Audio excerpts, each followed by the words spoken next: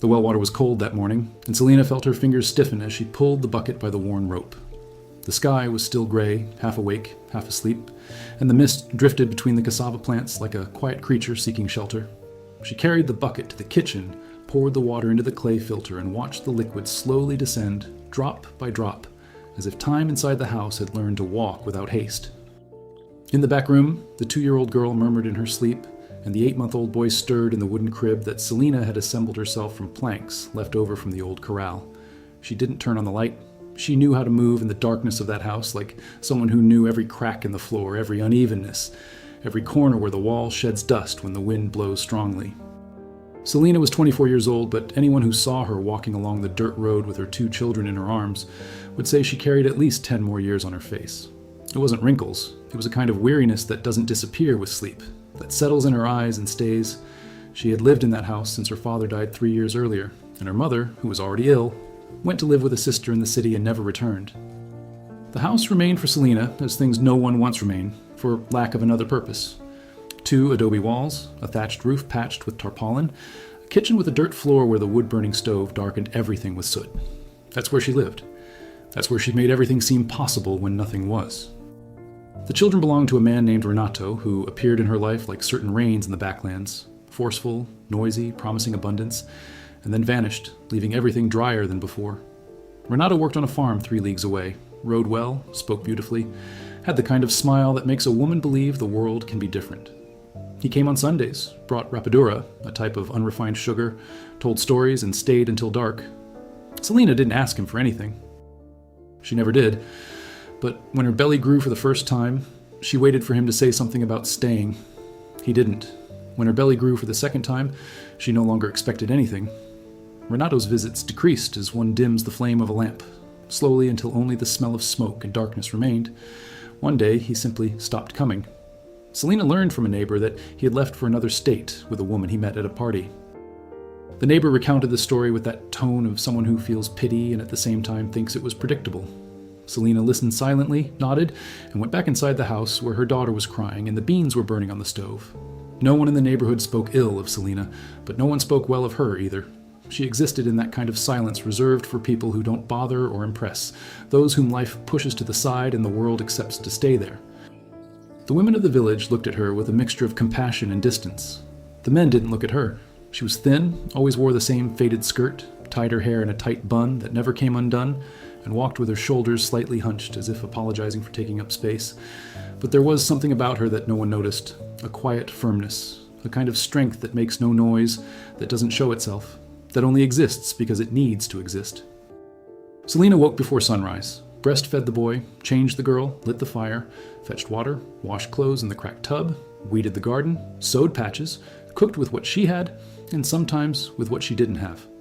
There were nights when she made cornmeal porridge with water and a pinch of salt and gave it to the children, saying it was special soup.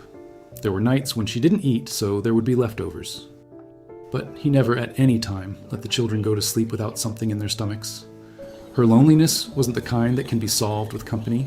It was a deep-rooted loneliness, the kind that grows inside and blends with everything, with her soft way of speaking, her habit of not asking for help, her tendency to be overly grateful for any small gesture. Celina would be grateful when her neighbor brought her a handful of rice. She would be grateful when someone offered her a ride to town. She would be grateful as if every kindness were an enormous favor, because inside her there was an old voice that said she didn't deserve any of it, that everything she received was excessive, that her presence was already a nuisance. This voice had no name, but it had the form of her father, who never embraced her, and her mother, who abandoned her, and Renato, who only chose her when it was convenient. It was on a Tuesday in August, with the sun blazing and the dry grass crackling, that the horse appeared on the road. Celina was in the yard hanging out laundry when she heard the sound of hooves hitting the hard earth. She looked up and saw a man mounted on a bay horse, his leather hat tilted, his clothes dusty, his body slightly crooked as if he had been riding for a long time without stopping. He stopped in front of the house, looked around slowly, and asked if there was water. His voice was hoarse, tired, without embellishment. Celina pointed to the well without saying anything. The man dismounted with difficulty. She noticed he was limping on his right leg, and went to the bucket that was by the edge of the well. He drank slowly, holding the dented aluminum mug with both hands. Then he looked at Celina, took off his hat, and simply said, "Thank you." His name was Tiago. He was 31 years old, but he looked older, not because of his face, which was angular and clean, but because of the weight he carried in his eyes.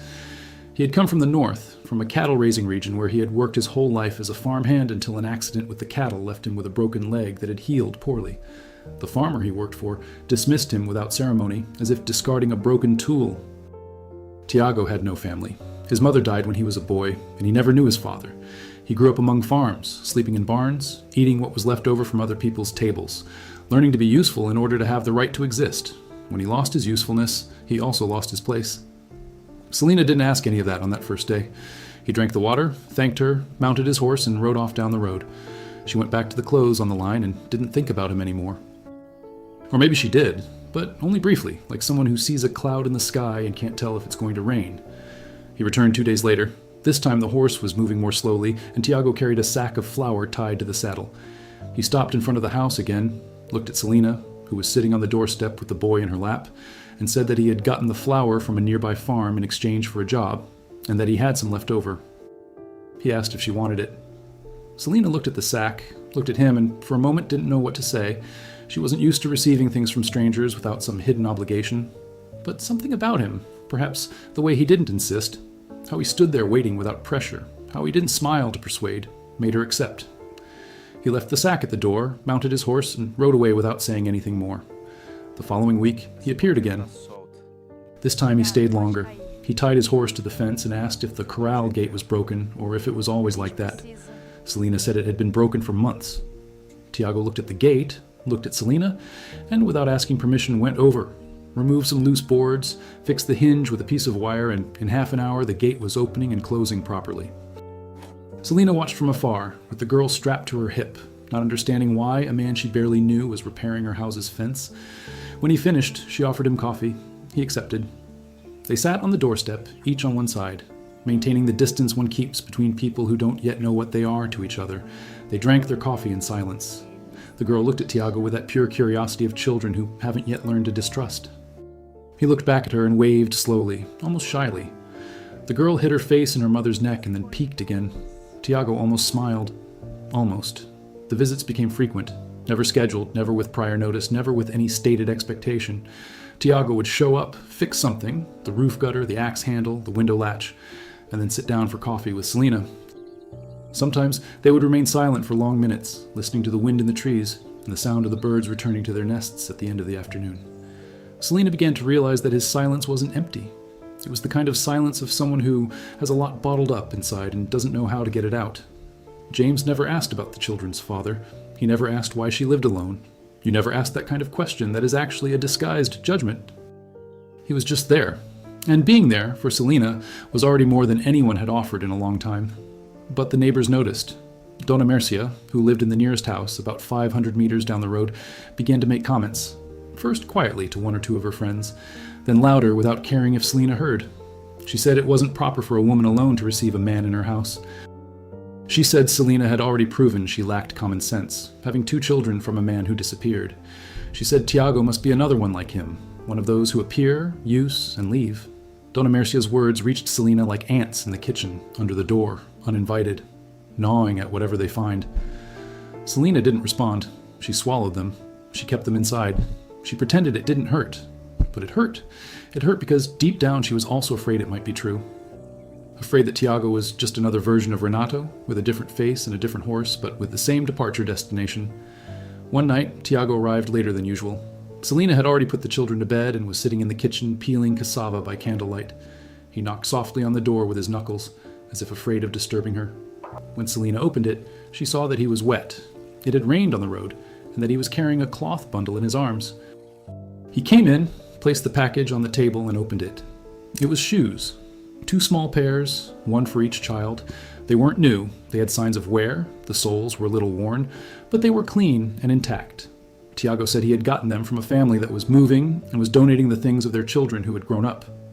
Celina looked at the shoes, looked at Tiago, and for the first time since he had appeared in her life, she felt her eyes burn. She didn't cry. She held back. But she stood there, still, with the shoes in her hand, unable to say anything. Tiago understood.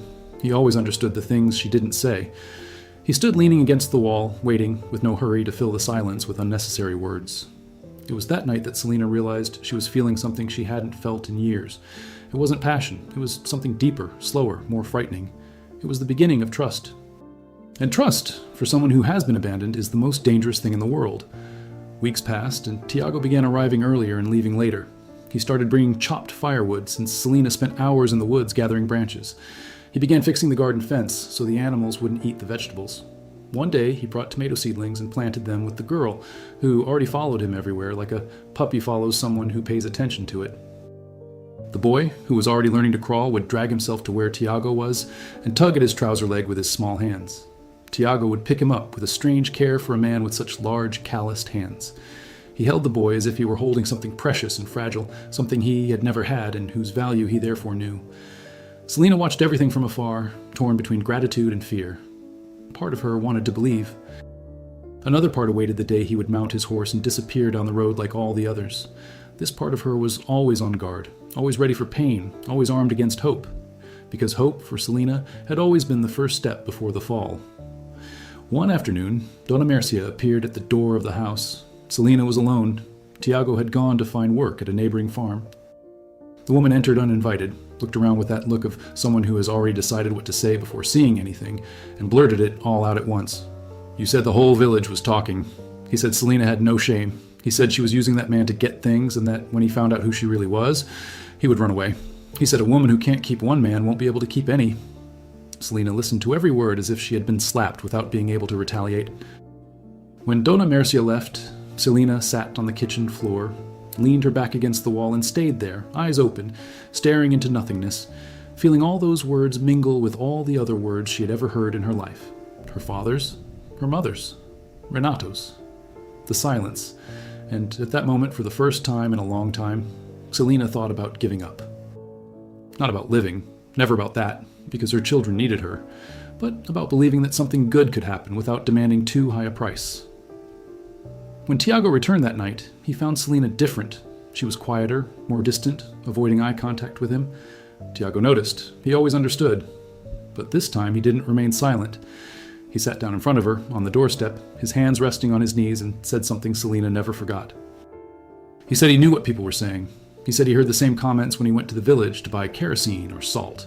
He said a man at the store had asked if he didn't have anything better to do than chase after a woman with 2 children from another man. And he said he replied no, that he didn't have anything better, that this place, this house, this woman, these children, this was the best thing he had ever found in his life. And if the world thought it was insufficient, that was the world's problem. Celina looked at him. She really looked. In that way you only look when you decide to stop protecting yourself. And she saw in him what he saw in her, someone who had spent his whole life being treated as disposable and yet hadn't lost the capacity to care. Someone who knew what it was like to sleep on other people's floors, to eat leftovers, to be discarded, to be invisible. Someone who carried wounds on her body and soul but still reached out. That night, Celina cried. Not from sadness, from relief. She cried like rain after a long drought, uncontrollably, without form, without shame. And Tiago stayed there, sitting beside her, without touching, without speaking, just present, because he knew that sometimes the most important thing someone can do for another person is simply not to leave. Months passed, and Tiago stopped leaving at nightfall. First, he slept in the barn, in a corner he'd arranged with a hammock and a blanket. Then, when the cold intensified, Celina opened the door without saying a word, and he understood. There was no declaration, no proposal, no ceremony. Their love didn't need grand words because it was made of small things. The shared coffee, the chopped firewood, the boy in his lap, the girl who learned to call him by his name, the growing garden, the roof that no longer leaked, the nights they sat together on the doorstep and looked at the stars, without needing to explain what they felt. Tiago never said, "I love you," to Celina, but he fixed every piece of that house as if he were fixing every piece of herself. And Celina never said, "I love you," to Tiago, but she saved for him the first coffee of the morning, the best piece of bread, the warmest spot by the fire. And between people who learned to communicate with gestures because words were always used against them, that was more than enough. One morning in December, Celina woke up and saw Tiago sitting on the edge of the bed, with the boy in his lap singing a soft song she didn't recognize. The little girl lay beside him, her head resting on his arm, asleep. Sunlight streamed through the window, hitting the 4 of them in a way that made them look like a painting, imperfect, crooked, with worn edges, but true. Celina stood in the doorway, watching, and felt something she couldn't name. It wasn't happiness in the way people usually use that word. It was something denser, more real, harder to explain. It was the feeling that, after so long carrying everything alone, someone had finally stood beside her. Not in front, to guide, not behind, to push, beside her. And that changed everything. Donna Mercia was still talking. The village was still watching. There were still those who thought Tiago would leave any day now, that it wouldn't last, that Celina was deluding herself again. But Celina no longer listened in the same way. Not because she had become deaf to opinions, but because now there was a stronger voice within her. A voice that didn't need to shout to be heard. A voice that said, with the calm of someone who finally understood, that her worth didn't depend on what others saw. Tiago bought a piece of land next to Celina's house, with the money he saved doing odd jobs on the surrounding farms.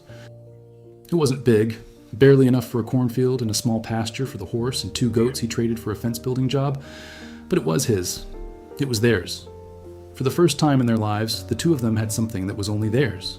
And there was a dignity in that piece of land that went far beyond its size. It was the dignity of someone who had finally stopped walking and said, "This is my place." The girl grew up and learned to run among the corn stalks, calling for Tiago. The boy took his first steps holding onto his fingers, and one evening, without a special date, without any apparent reason, Tiago looked at Celina and said he wanted to register the children in his name. He said that if she let him, if she wanted to, he wanted to be the father they never had. Celina didn't answer right away. She went inside, stayed alone for a while, came back with red eyes, and simply said yes. There was no party, no celebration. There was only one morning when the 4 of them went together to the town's registry office in the back of a truck passing by on the road. Tiago wore the least worn shirt he had. Celina tied her hair back with a ribbon she found at the bottom of a drawer. The girl carried a bouquet of wildflowers she had picked herself. The boy slept in his mother's lap, and when they left the registry office with the papers in hand, Tiago held Celina's hand for the first time. There, in the middle of the sidewalk, under the midday sun, with people passing by without paying attention. It was a small gesture, but for 2 people who had spent their entire lives being invisible, holding someone's hand in the middle of the world was the bravest act imaginable. On the way home, sitting in the back of the truck, the wind blowing in their faces and the children asleep between them, Celina rested her head on Tiago's shoulder. He didn't move. He stayed there, still, like things that have decided to stay. And the dirt road passed beneath them, red and dusty, full of potholes and stones, as it always had been. But for the first time, that road seemed to lead somewhere. The house was still made of adobe. The roof still needed patching. The stove still darkened everything with soot. Life was still hard, still demanding, still hurting sometimes. But now there were 4 plates on the table. There was a hammock tied to the porch where James swung the children after lunch. There was a flower bed that Celina planted in front of the house for no reason, just because she thought it was pretty. There was children's laughter in the yard. There was silence at night, but not that silence of before, empty, heavy, full of absence. It was a new silence, a silence that had company, a silence that, for the first time, didn't need to be filled with anything because it was already complete. And if someone were to pass by that dirt road one afternoon and look at that small house with the laundry on the line, the chickens in the yard, the crooked tomato plants growing in the garden, and a bay horse grazing in the enclosure, they would see nothing extraordinary.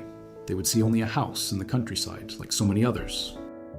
But whoever knew how to look, whoever knew how to see what lies behind simple things, would see there the rarest and most difficult thing that 2 people can build together.